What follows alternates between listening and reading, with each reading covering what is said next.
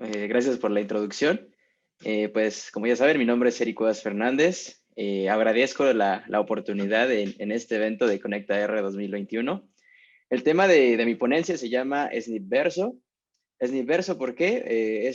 Digamos, la abreviación de SNP, que es Single Nucleotide Polymorphism, que son variaciones genéticas de un solo nucleótido. Y verso, puesto que pues les voy a hablar un poco de qué tanto se puede hacer con el conocimiento de esas variaciones a nivel poblacional en el ADN y de demencia, que es en lo que nos dedicamos en el Laboratorio de Biología de Sistemas y Medicina Translacional. Actualmente estudio un doctorado en Ciencias Bioquímicas en la Universidad Nacional Autónoma de México. Y bueno, la demencia es digamos, una enfermedad que causa principalmente neurodegeneración. Está catalogada como un desorden neurocognitivo mayor. Es una enfermedad crónica y progresiva que tiene una mayor incidencia en adultos mayores, pero también puede ocurrir en edades tempranas, es decir, a partir de los 30 años. Se caracteriza por causar pérdida de habilidades cognitivas, perturbación de facultades mentales y su etiología es múltiple, es decir, su origen puede ser multidiverso.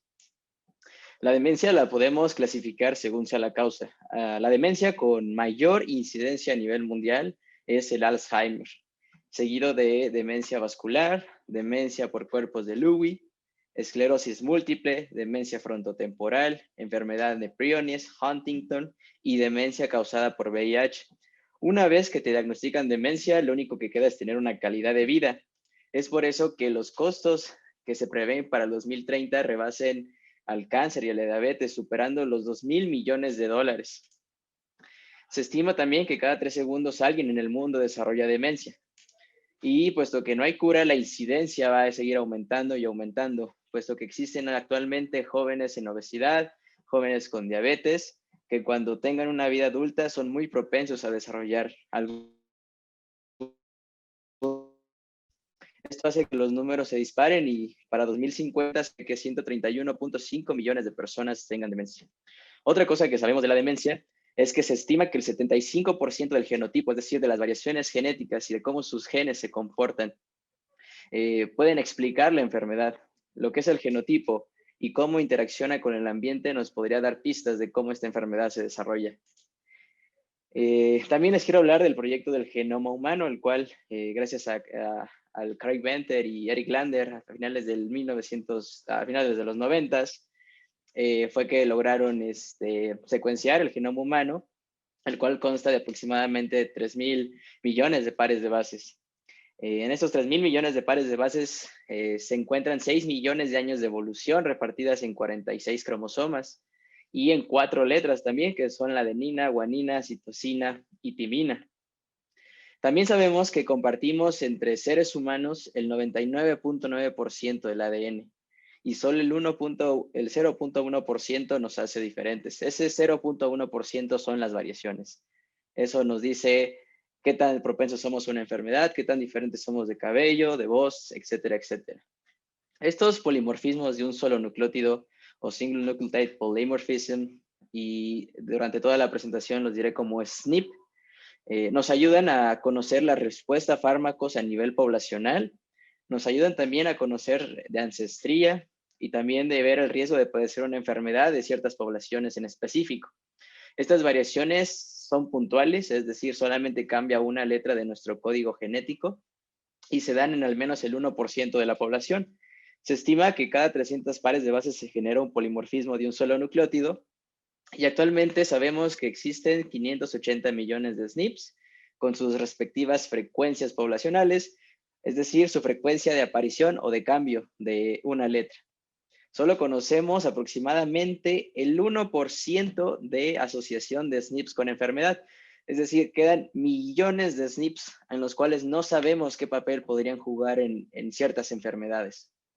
Esta asociación entre SNPs y enfermedad se da a través de estudios de asociación de genoma completo, o GWAS, por su abreviación de Genome-Wide Association Study. Estos estudios requieren una inversión institucional de mucho dinero, requieren tener cohortes probados y pues puesto que representa un gasto económico bastante grande, solamente se han hecho o hay un sesgo en cuanto a dónde se realizan, que es en poblaciones europeas y en poblaciones asiáticas. Para lidiar con este problema, nosotros ocupamos aprendizaje de máquina o Machine Learning, que es una vertiente de la inteligencia artificial y un subcampo de la computación, el cual nos permite hacer un reconocimiento de patrones en los datos y a través de ese reconocimiento hacer un análisis multidimensional. Aquí rápidamente voy a explicar cómo funciona el Machine Learning. Nosotros, por ejemplo, aquí tenemos un perro y un gato. Ambos a simple vista son distintos, pero ¿cómo le enseñamos a la máquina que aprenda de esas características? Y a partir de eso, si le enseñamos un animal completamente desconocido, nos puede decir qué tan probable es que sea perro o qué tan probable es que sea gato. Lo que hacemos es descomponemos en un vector las características o los atributos de cada individuo, cada perro o cada gato, y los podemos describir, por ejemplo, por su tamaño, lo podemos describir por el tamaño de la lengua, por el tamaño de la nariz o el tamaño de las orejas. Entonces, digamos que tenemos un vector en el cual tenemos esas entradas y finalmente le ponemos una etiqueta en la cual es la etiqueta perro o la etiqueta gato. Podemos tener miles de ejemplos de todos los perros y miles de ejemplos de todos los gatos. Los medimos con los mismos atributos y a partir de eso empezamos a graficar. Y imaginémonos que estamos graficando aquí solamente dos atributos, un atributo en el eje de las X y un atributo en el eje de las Y. A partir de eso, nosotros empezamos a generar ejemplos. Y lo que hace el Machine Learning es generar este hiperplano. Este hiperplano nos da la frontera entre las dos, digamos, las dos clases, clase gato y clase perro. De esta forma, si lo hacemos con múltiples dimensiones, en este ejemplo solamente tenemos 2 dimensiones, pero si lo hacemos en 3 dimensiones, 4 dimensiones, 5 dimensiones, eso ya requiere un poder de cómputo aún mayor, pero nos da, digamos, una capacidad de hacer mejores predicciones en individuos completamente nuevos, ya que tenemos esta experiencia en la máquina o este aprendizaje. Podemos ponerle una ardilla, la medimos con los mismos atributos y nos dará con qué tanta probabilidad está en la clase perro o en la clase gato. Existen dos enfoques dentro del aprendizaje de máquina, que es aprendizaje supervisado, cuando nosotros ponemos la etiqueta de cada individuo o cada instancia, y no supervisado cuando simplemente queremos hacer clusterizaciones en múltiples dimensiones. Nosotros ahora ocupamos esto en vez de perros y gatos, nosotros ocupamos Alzheimer y no Alzheimer, ¿no? Entonces nosotros definimos nuestros datos de entrenamiento con los SNPs que estaban asociados a Alzheimer o no Alzheimer mediante estudios de sucesión de genoma completo. Estos, si se dan cuenta, la clase otra, la clase azul, son los demás tipos de demencia y la clase verde es Alzheimer. Tenemos solamente 2 clases. De estos, solamente nos quedamos con aquellos que tenían un valor P significativo en su estudio de asociación de genoma completo, esto es decir, un valor igual o menor a 1 por 10 a la menos 8, y aquellos SNPs que pues precisamente tengan una asociación real con su clase. Después, estos datos para cada SNP obtuvimos atributos. Estos atributos son las frecuencias alélicas que existen en todas las poblaciones del mundo, al menos en las bases de datos ya existentes. También pusimos como atributos qué letra del ADN es la que se modifica y qué tipo de variante es la que representa este polimorfismo. De esta manera nosotros hicimos transformaciones de White-Hot encoding, que es simplemente cambiar una variable nominal a una variable binaria. Y de esta manera pasamos de 66 atributos a 49 atributos, también cuidando estas correlaciones. Hicimos los entrenamientos usando validación cruzada de 10 cámaras. 80% lo usamos de entrenamiento de nuestros datos. Hicimos un split, 80% de entrenamiento y 20% para hacer la respectiva validación. Entre los algoritmos que ocupamos fue Ranger, XGBoost, que es Extreme Gradient Boosting, y Random Forest, que es un bosque aleatorio.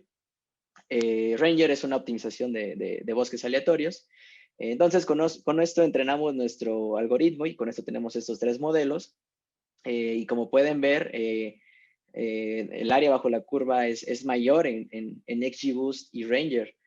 Es decir, tiene una mayor sensibilidad y especificidad, con lo cual tiene una tasa de error menor comparado con el bosque aleatorio que está entrenado. Con esto hicimos una función en R, con el cual podemos predecir la asociación de un SNP a través de su identificador. Los identificadores de SNPs empiezan con RS y posteriormente va un número. Entonces, a partir de su ID podemos clasificar ese SNP si tiene que ver con Alzheimer o tiene que ver con algún otro tipo de demencia. Hicimos esta pequeña funcioncita que se llama Predict Alzheimer, en el cual tomamos los dos mejores modelos que ya previamente se entrenaron y que la máquina ya aprendió de los datos. Entonces podemos ponerle digamos, opciones dentro de la función el ID del SNP y el modelo que queremos ocupar, XGBoost o Ranger. Y nos genera un pequeño data frame en el cual tenemos el SNP, la clasificación y la probabilidad de pertenecer a cada clase. Posteriormente, puesto que ya tenemos esta poderosa herramienta que nos permite esos millones de SNPs que no sabemos si podrían o no tener una asociación a Alzheimer, pues esta onda de Machine Learning nos permite explicar, nos permite clasificar, nos permite predecir, pero no nos da una causalidad, ¿no? Y en biología es lo que nos interesa, esa causalidad, ese entorno biológico que nos pueda dar una explicación del por qué suceden las cosas que suceden. Entonces nosotros ocupamos un contexto celular, puesto que para el diagnóstico de Alzheimer, la mayoría del diagnóstico se da en cerebros post-mortem, es decir, una vez que el paciente muere, se le hace una autopsia a su cerebro y a partir de eso se sabe específicamente qué tipo de demencia tiene. Entonces, como el principal órgano que se afecta es el cerebro, nosotros nos basamos en la unidad neurovascular y nosotros nos hicimos estas preguntas. ¿Cómo influyen los SNPs en la fisiología a nivel celular del sistema nervioso central? ¿Y cuál es el mecanismo biológico de esos SNPs? Entonces nosotros, digamos que acotamos nuestro problema a solamente estos 6 tipos celulares, que son los astrocitos, oligodendrocitos, células endoteliales, pericitos, microglía, neuronas tanto excitadoras como inhibitorias. Entonces, esta unidad neurovascular, ¿cómo funciona? Está compuesta de una barrera hematoencefálica, la cual es permeable digamos, a nutrientes o metabolitos que entren y salgan, la cual está conformada de endotelio. Este endotelio se controla a través de pericitos. Esta, digamos, barrera hematoencefálica está en contacto directo con los astrocitos. Estos astrocitos son como las nanas o las que alimentan y cuidan a las neuronas, y estas neuronas a su vez se conectan con otras neuronas para hacer sinapsis, y esta sinapsis a su vez está mantenida por los oligodendrocitos, los cuales van mielinizando estos axones y estas conexiones neuronales, y a todo esto a su vez está pues digamos, cuidado por un sistema inmune que es la microglía.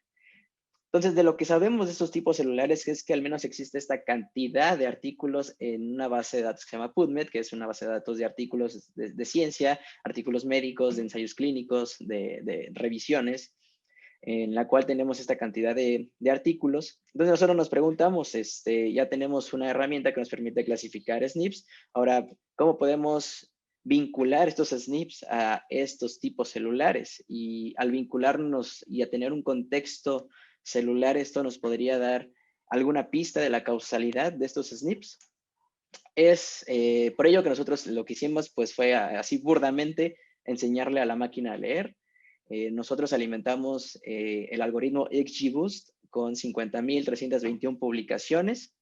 Para ello, puesto que la máquina pues no distingue gramática, lo que hicimos fue convertir cada publicación en valores numéricos, y esto lo hicimos a través de unas transformaciones, que fue la frecuencia inversa de cada documento, la frecuencia de cada término, y con eso ponderábamos palabras, ¿no? Entonces, al hacer esto, tenemos matrices como esta, en la cual las P's significan palabras, son palabras finitas, ahí ponemos las palabras más importantes. Ahora las palabras son, digamos, que los atributos que vamos a medir, y cada instancia o cada individuo, en vez de ser un individuo, va a ser un artículo distinto relacionado a algún tipo celular. De esta manera, nosotros tenemos para cada artículo la ponderación de cada palabra. De esta manera, podemos medir y también podemos entrenar a nuestro algoritmo con valores numéricos para que aprenda cada clase de cada tipo celular.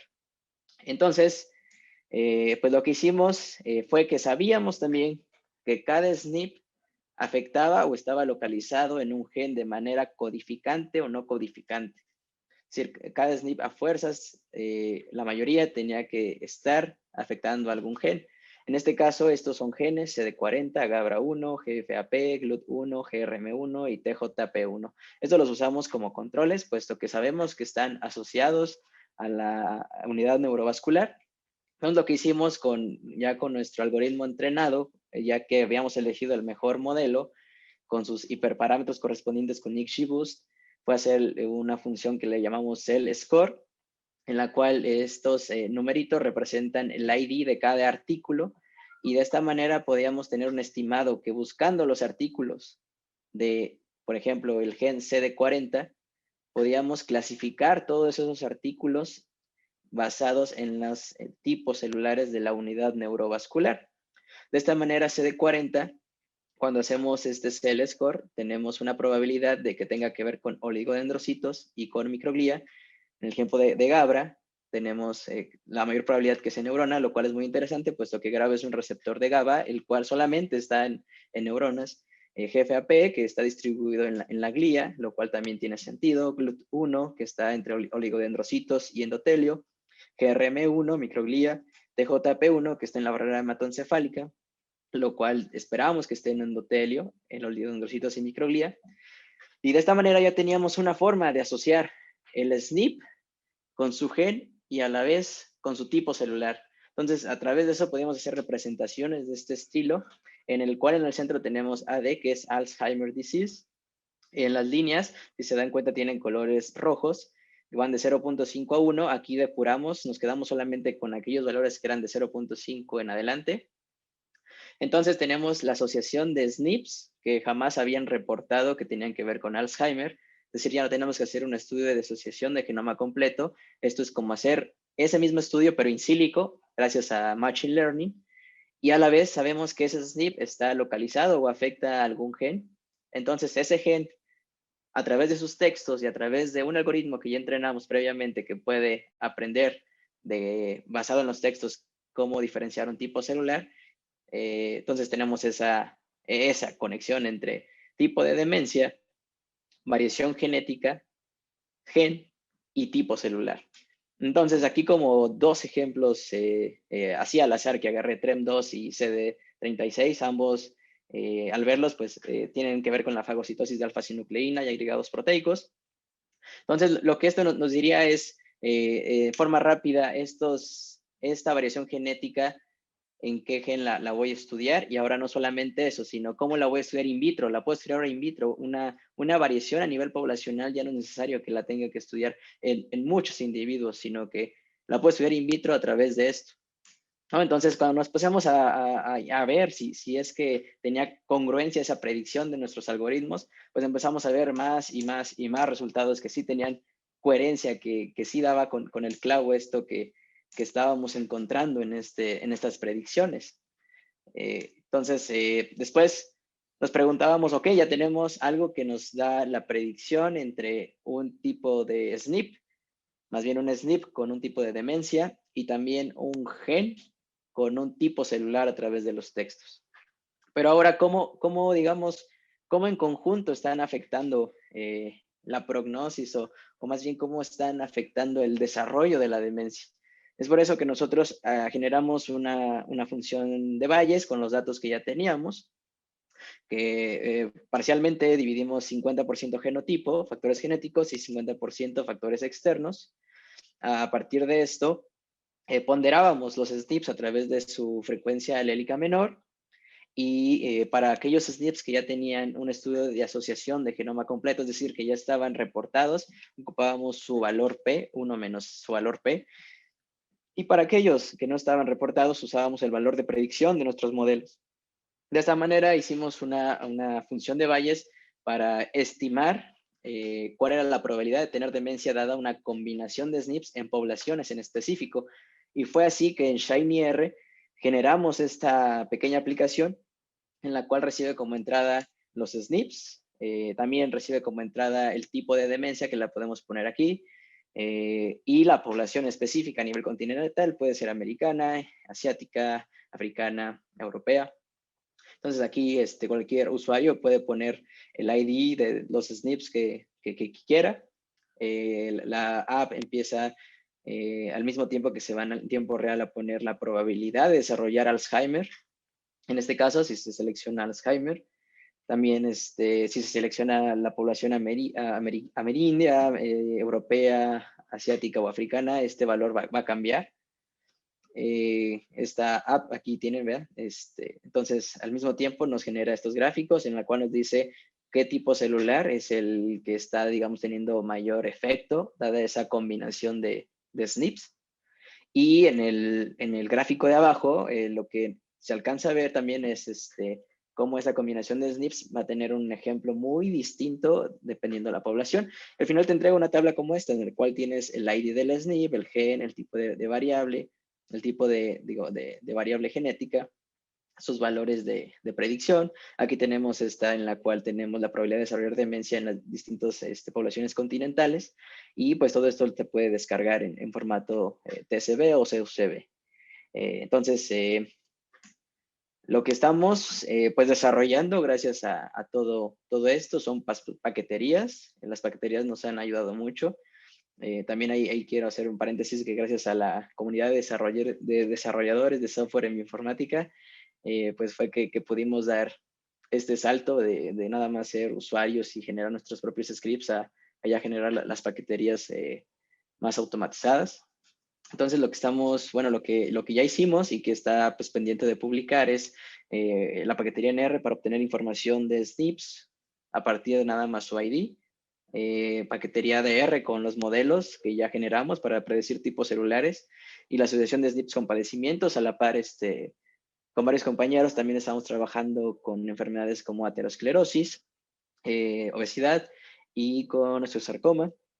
También estamos haciendo bueno, ya esa ya la hicimos. Es una paquetería de datos para acceder al proyecto Human Diversity Genome Panel. Estamos también trabajando en hacer mejores versiones de la app Scrat. Esto la queremos optimizar para diferentes tipos de demencia. Y lo que actualmente estoy haciendo en el doctorado, pues, es sacarle jugo a aquellos SNPs no codificantes, los cuales tienen que ver más con regulación. Y pues finalmente quiero agradecerle a Conecta R por brindarme la oportunidad y el espacio, a la comunidad de desarrolladores de software en bioinformática, a la Red Mexicana de Bioinformática, a la Universidad Autónoma del Estado de Morelos, al CONACYT, al Laboratorio de Biología de Sistemas y Medicina Translacional, y a la Universidad Nacional Autónoma de México. Y pues sería todo de mi parte. Aquí dejo mis redes sociales. Muchas gracias.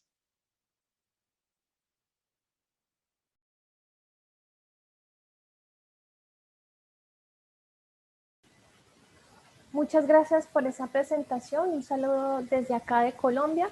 Y quiero presentarles este trabajo que se llama R para conocer sobre biodiversidad desde GBIF. Este es un trabajo que he venido desarrollando como parte de una estancia postdoctoral que realicé en la Universidad Javeriana. Antes de empezar, quiero comentar que se enmarca dentro de un trabajo que se llama de biogeografía de especies migratorias. Estas especies migratorias presentan una serie de características que permiten llamar las migraciones animales como que sean poblaciones animales, que sea una conducta individual o poblacional, haya una linealidad, que sean indestructibilidad y persistencia, o en algunos autores lo han llamado subunruge o impulso migratorio, y hay un motivo para migrar. Hay algunas rutas migratorias que son muy conocidas aquí en el continente americano, como los de la ballena jorobada, aves del hemisferio norte que pasan hacia el hemisferio sur o del hemisferio sur al hemisferio norte, peces dulceacuícolas en la cuenca amazónica, insectos y murciélagos.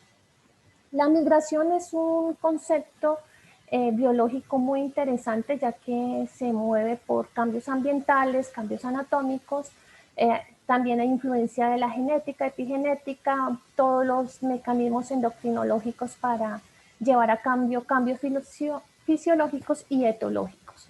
Hay diferentes tipos de migración que varían de acuerdo al ciclo de vida, a la direccionalidad, a la temporalidad, a la orientación geográfica, al tipo de organismo, al medio en el cual se mueve, específicamente para peces, y cuando una especie no es migratoria se habla como residente o sedentario. Para entender ¿Qué fue lo que hice en este trabajo? Hay que entender también las áreas de distribución y entender las rutas migratorias. Entonces, una especie migratoria ocupa una área de ocupación 1 en un tiempo 1 y después va a ocupar una área de ocupación 2 en un tiempo 2 y ese trayecto se le llama ruta migratoria y a todo esto se le llama área de distribución. Pero estas áreas se pueden superponer dentro de una misma especie o con diferentes especies.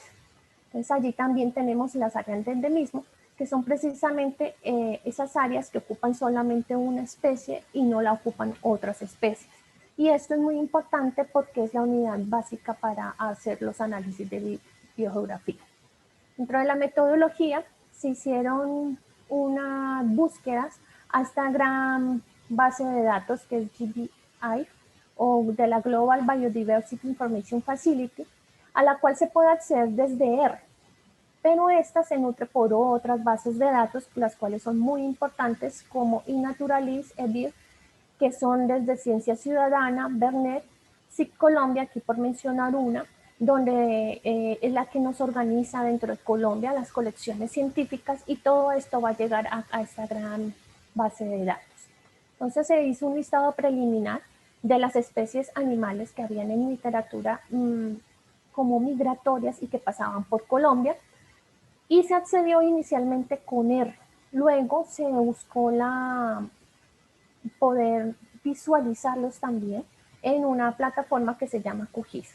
Y todos estos datos, cuando se podían descargar o que no estaban en presencia en Colombia, se complementaban con la base de datos de la IUCN.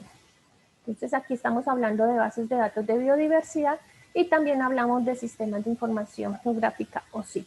Cuando hablamos de sistemas de información geográfica es importante entender que hay capas las cuales se representan de esta manera y se pueden ver esas entidades espaciales así. Entonces tenemos puntos o que se llaman registros o observaciones, tenemos líneas, las cuales pueden ser representadas como ríos, corrientes oceánicas y polígonos o áreas de distribución, que fue lo que específicamente se trabajó. Desde R fue modificado un código que ya se había trabajado, lo consulté por YouTube y lo cual es bien interesante porque me permite acceder precisamente a esta gran plataforma y poder hacer una modificación de este código. En esto voy a explicarlo detalladamente.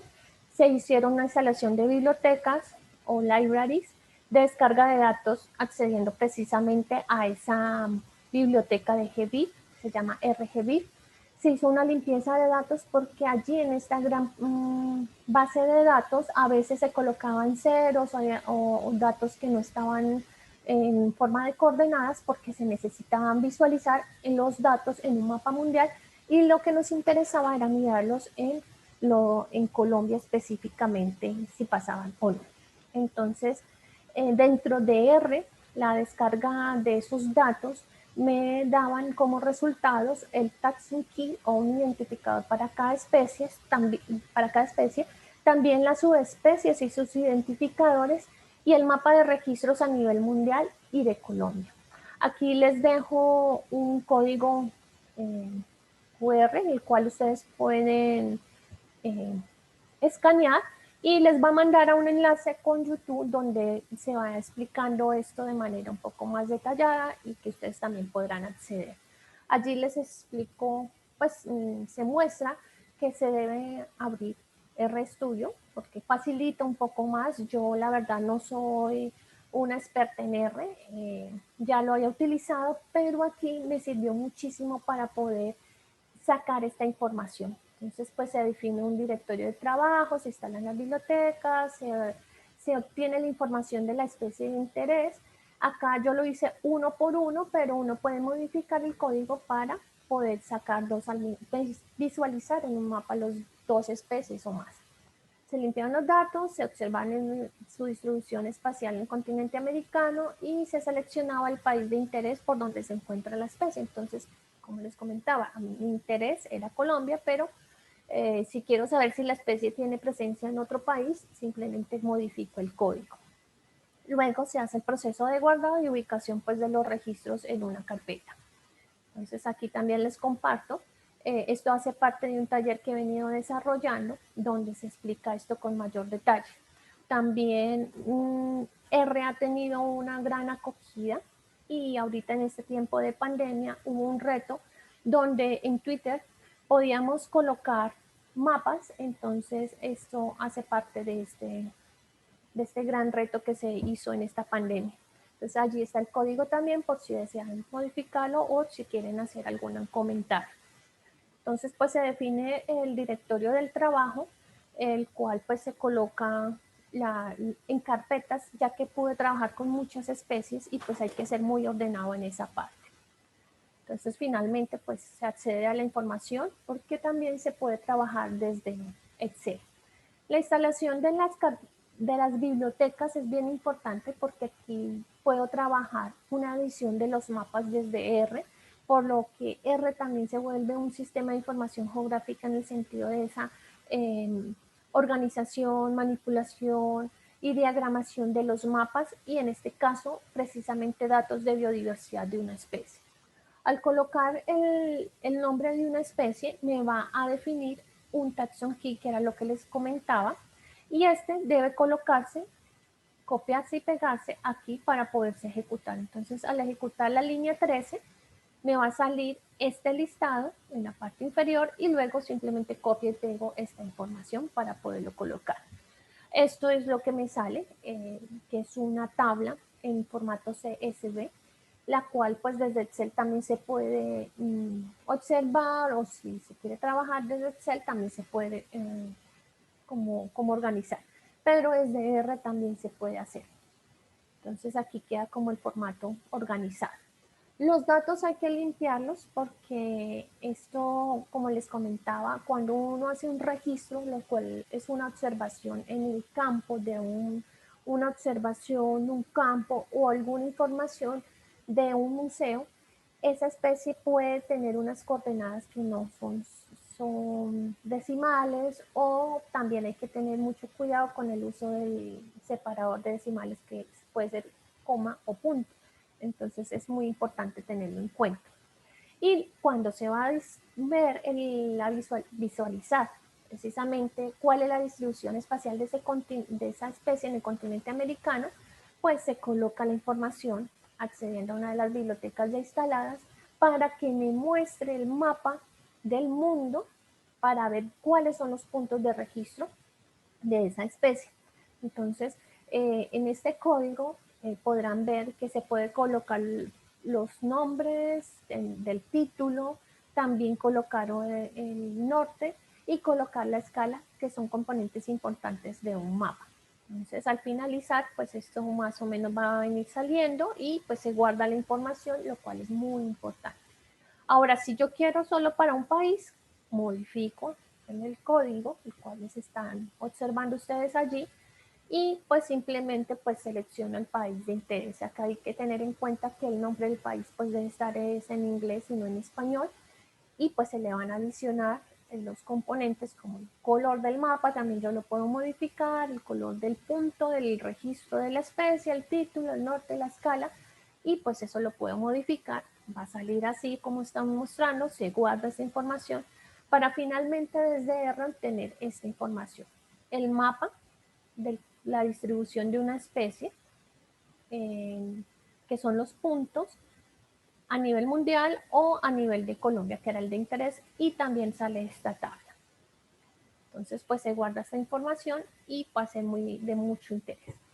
Les comentaba que también utilicé otras bases de datos o otros programas como lo fue QGIS, en el cual esa información que yo tenía desde R también la puedo leer acá accediendo a esa información, ya sea abriendo una capa de puntos o instalando aquí un plugin en QGIS donde también puedo acceder a GDIF. En USN puedo también sacar esas áreas de distribución, que eso sí no me lo da R, y también me da el estado de conservación de cada una de las especies. Entonces fue toda una información adicional. Y en QGIS pues podía acceder o insertar en una capa, que es la de polígonos que les mencionaba anteriormente, para ver cómo está la información. Entonces, ya ustedes aquí pueden empezar a darse cuenta que los datos están por fuera del área de distribución. Entonces, aquí ya empieza a salir cositas de resultados.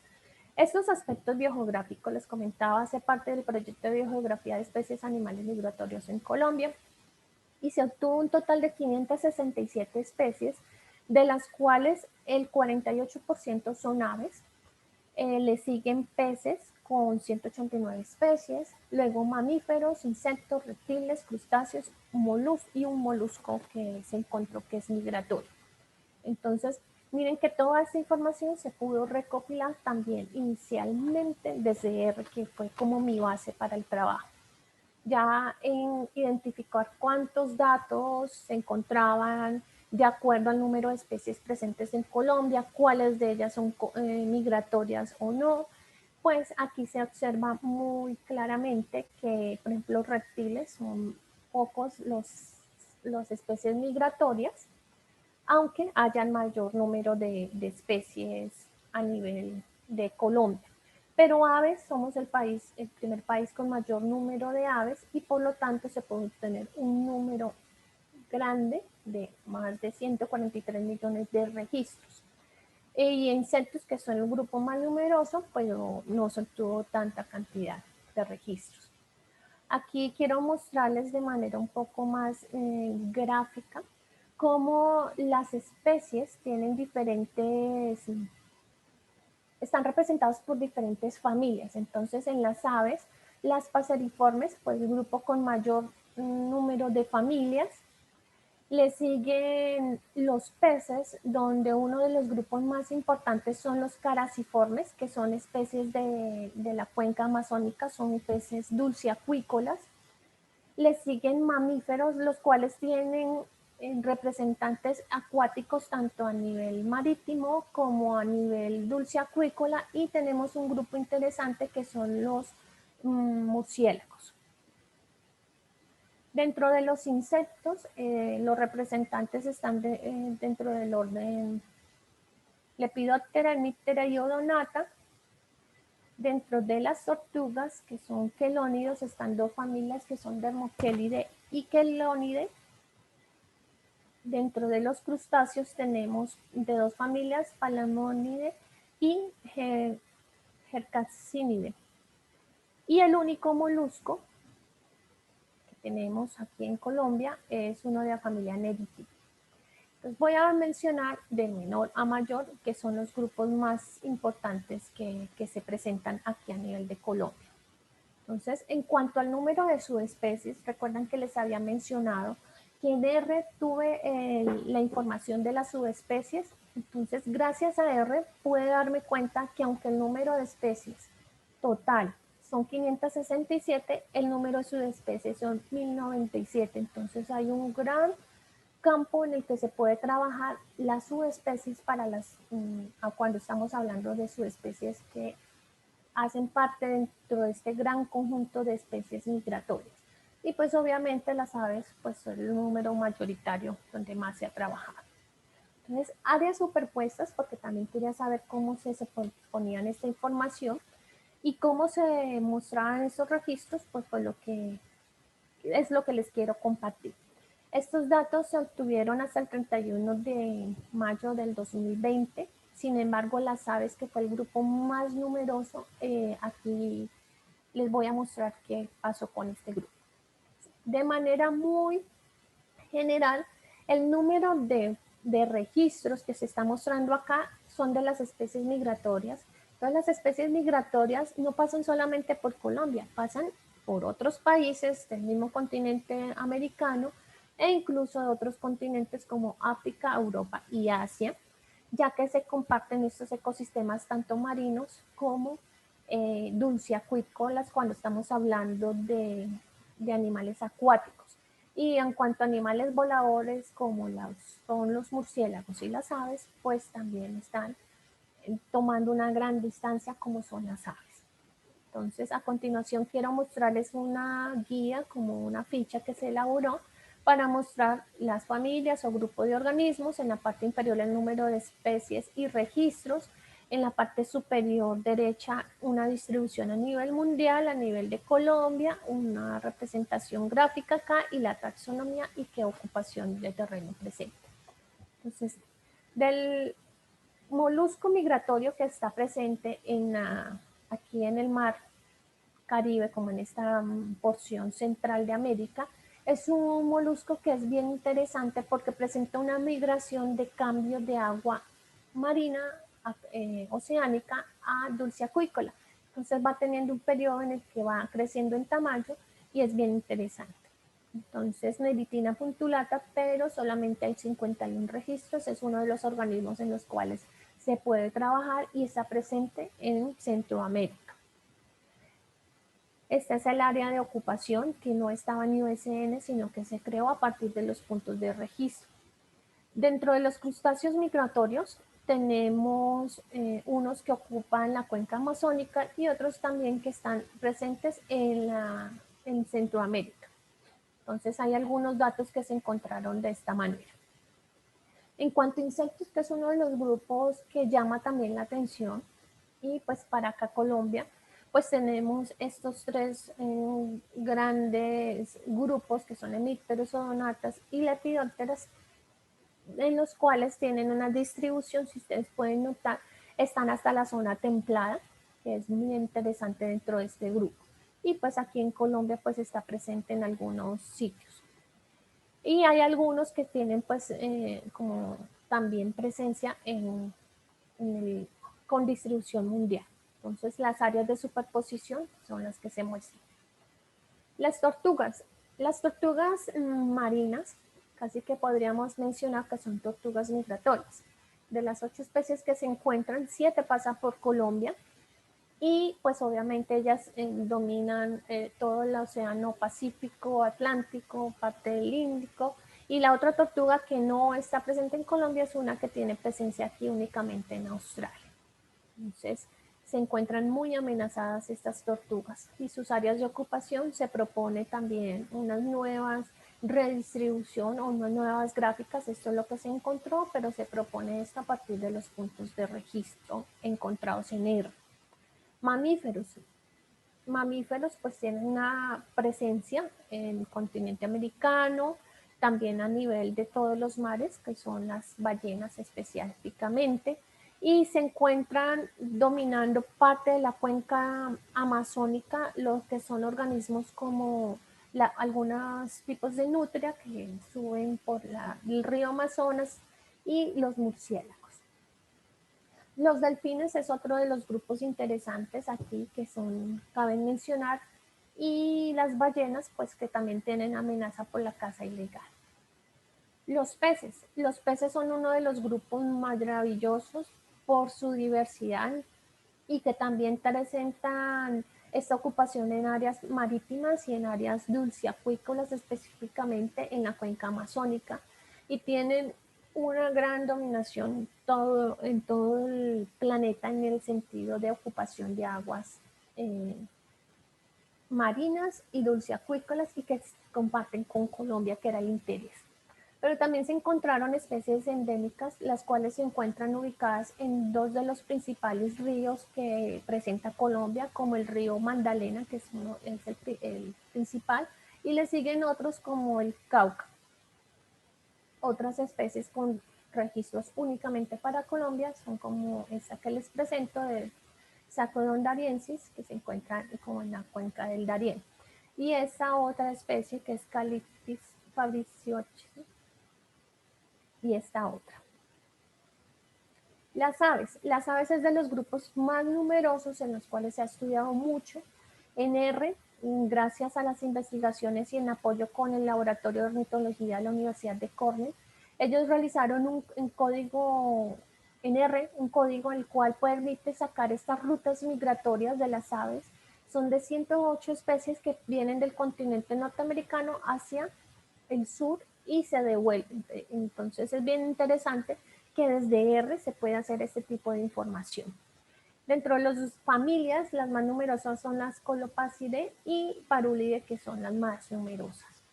Ocupan muchos de los terrenos aquí en Colombia, ya que Colombia, aunque además de estar en el trópico, presentan una variedad de ecosistemas, los cuales pues aquí se quiso representar con un perfil, uno más arribita que el otro, ocupando todos estos terrenos. Y los estados de conservación de todas estas especies pues se encuentran muy amenazados, desde estado crítico en amenaza vulnerable. Específicamente las tortugas es uno de los que están más amenazados. Los peces son de los que están en varios grupos, al igual que las aves, pero pues llama la atención que están muy amenazados. Y muchas de estas afectaciones pues son de diferentes clases, pero específicamente hay dos, como la destrucción del hábitat y los cambios climatológicos debido a todo esto que puede estar afectando a todos estos grupos. Pero las conclusiones es que la biogeografía es una área de la biología que se puede ver apoyada muy bien con datos de biodiversidad, y pues aquí el trabajo nos muestra cómo estamos desconectados aunque estemos distanciados. La migración es un proceso biológico muy interesante, el cual puede ser estudiado y hay mucho en lo cual se puede aprender. Las bases de datos de biodiversidad en conjunto con los sistemas de información geográfica, IR es una de las herramientas más importantes, seguida con otras, pero que pueden dar una información valiosísima. Y es importante entender cómo la ciencia ciudadana y toda esta comunidad que se reúne en torno al apoyo del conocimiento, pues permite hacer un tipo de trabajos como este. Y la biodiversidad o el gran conjunto, yo solamente saqué el nombre de las especies, pero hay mucho en que trabajar desde este trabajo. Por ejemplo, sale más trabajo aún para investigar, y pues todas estas especies están presentes en el planeta, y es un llamado también a que cuidemos nuestro planeta, cuidemos lo que está allí presente. Se logró hacer mapas con R de la distribución de especies migratorias en América y Colombia. Este listado de especies y subespecies con R. Yo no había trabajado en bases de datos de biodiversidad ni en sistemas de información geográfica, pero pude trabajar con el paquete RGBit y otras herramientas. Y a pesar del COVID, se hizo una recolección de datos desde la casa. Aún sin ser estadística o programadora, logré con R mejorar un script para consultar datos en GBIT, y el cual ustedes pueden acceder. Y pues se pudieron realizar unos talleres para enseñar esto que se aprendió. Muchas gracias, y pues compartir es mejor que competir.